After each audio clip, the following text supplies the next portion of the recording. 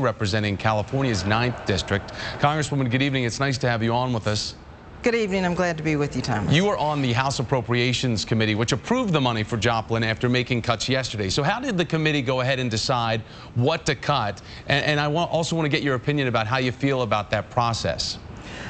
First, let me just say that my thoughts and prayers go out to the families and the victims and the communities who have just been really traumatized by these terrible, terrible natural disasters, and it is just such a horrible time. And as a member of the Appropriations Committee, I want to tell you, I want to do everything I can do to help these communities and these families and these children and mothers and fathers rebuild and move forward. And I wanted to see an appropriations bill that would fund the Federal Emergency Management Agency adequately. But what happened yesterday in the Appropriations Committee, the Republicans cut these budgets by $3 billion. And I felt very, very sad, first of all, about that process, because this should not be partisan. This is a humanitarian crisis and disaster. We should do everything we can do to help fund the disasters and what is taking place.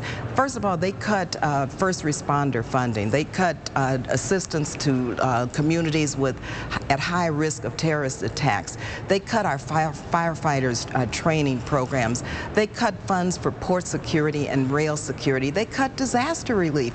I can't for the life of me understand how the Republican priorities really come to grips with where the American people are, because I know the American people would want us to fully fund any type of disaster relief, any type of emergency preparedness, and make sure that our firefighters and our first responders have the resources that they need.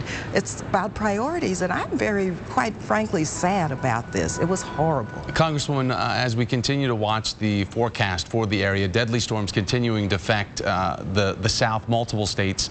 Will the House continue to insist that funding for these disasters be offset by spending cuts? For all of us at home that are watching the process of what you guys do in Washington, is this just really a big bait and switch?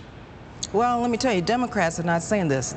That is what is taking place is an emergency. We should not tinker around the edges. We should not insist on spending cuts for disasters. This is an emergency. And I just can't understand why it is being politicized, because these people need a lot of help. These communities need a lot of help. I come from California. I come from a state where we have earthquakes, fires, floods. I know exactly what is taking place in these communities, and I know good and well that they're looking to our federal government for assistance. They need us to help.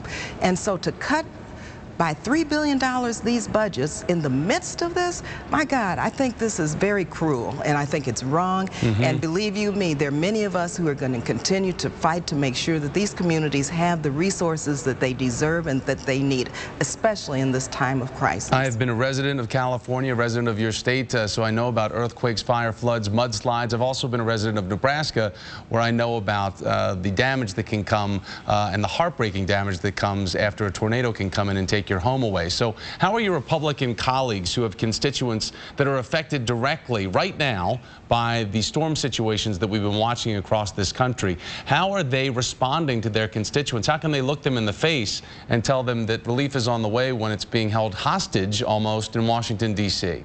I really don't know how they can do that, but I do know in the Appropriations Committee yesterday, you know, the compassion and the words were said, but then the actions did not follow the rhetoric.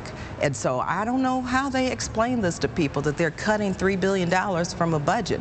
Democrats, myself included, are fighting very hard to try to find out how we can fix this and restore this $3 billion, because people deserve this. This is an emergency, and they should not play politics with the lives and the responses that these people are going to have to deal with. They've got to pick up the pieces now. There's a lot of trauma, a lot of death and destruction, a lot of pain and suffering. And so I, for the life of me, don't know how anyone could look their constituents in their face and say that we've cut funding to help you adequately respond. I don't know how you can talk to our firefighters. In your professional opinion, though, federally speaking, on a scale of 1 to 10, what do you think the federal response has been, you included?